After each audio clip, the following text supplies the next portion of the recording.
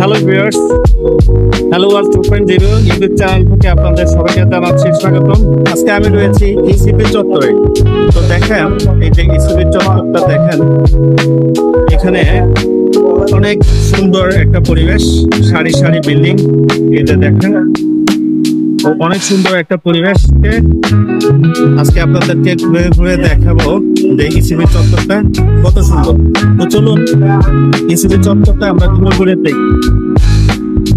ECB চত্বর বাংলাদেশ রাজধানী ঢাকার একটি জনপ্রিয় এলাকাকে বোঝায়, যা জসিমউদ্দিন মোড় নামেও পরিচিত।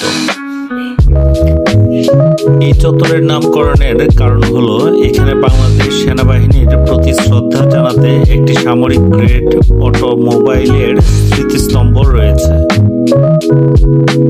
এর বিপরীতে ইসিবি বলতে ইউরোপীয় কেন্দ্রীয় ব্যাংক অর্থাৎ ইউরোপিয়ান সেন্ট্রাল ব্যাংককে বোঝানো হতে পারে, যারা ইউরো জোনের মুদ্রানীতি নিয়ন্ত্রণ করে, এবং এই শব্দটি অন্য প্রসঙ্গে আর্থিক বিষয় নিয়ে আলোচনা হতে পারে। ইসিবি চত্বর বাংলাদেশ ঢাকার একটি রাস্তা। এর দৈর্ঘ্য আনুমানিক 6 কিলোমিটার। এটি দক্ষিণে বিমানবন্দর সড়কের পশ্চিমে ঢাকা সেনানিবাস এলাকায় অবস্থিত। ইসিবি চত্বর থেকে মানিকদি, বালুরঘাট, বাউনিয়া হয়ে উত্তরার জসিমউদ্দিন অ্যাভিনিউর মোড় পর্যন্ত বিস্তৃত। ঢাকা উত্তর সিটি কর্পোরেশনের এর রক্ষণাবেক্ষণে নিয়োজিত। এই রাস্তায় যাতায়াতের প্রধান উপায় হচ্ছে অটোরিকশা। এটি উত্তরাকে মিরপুরের সাথে সংযুক্ত করেছে।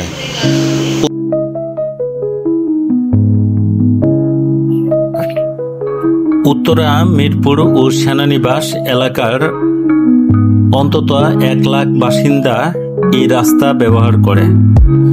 এর জসিমউদ্দিন বাউনিয়া অংশটি হযরত শাহজালাল আন্তর্জাতিক বিমানবন্দরের রানওয়ের নিকটে অবস্থিত বিধায় লোকজনের কাছ থেকে বিমান উড্ডয়ন দেখতে সেখানে গিয়ে থাকে। 2016 সালে রাস্তাটি জসিমউদ্দিন অ্যাভিনিউ অংশটি রাজধানী উন্নয়ন কর্তৃপক্ষ বাণিজ্যিক রাস্তায় রূপান্তরের উদ্যোগ নিয়েছিল।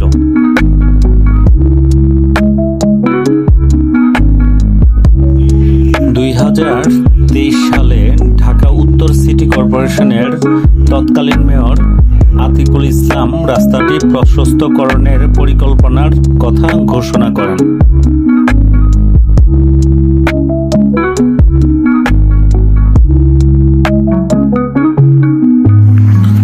আপনি যদি কোনো ঢাকাবাসীকে জিজ্ঞেস করেন যে বিগত বছরগুলোতে কোন এলাকায় ব্যাপক পরিবর্তন হয়েছে, তারা আপনাকে অন্ধভাবে উত্তর দিবে ইসিবি চত্বর।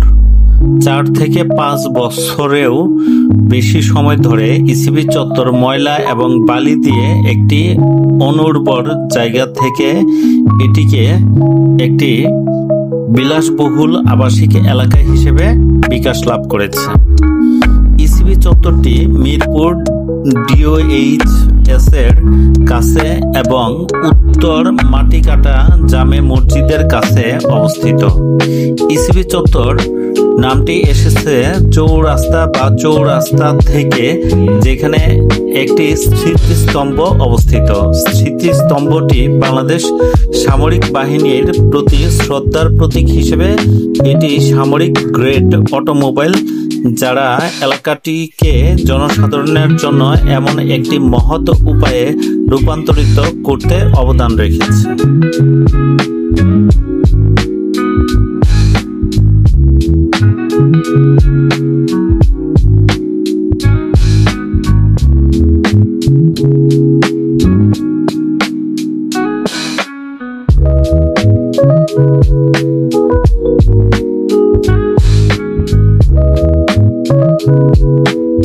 হ্যালো ভিউয়ার্স, আমি এই দেখেন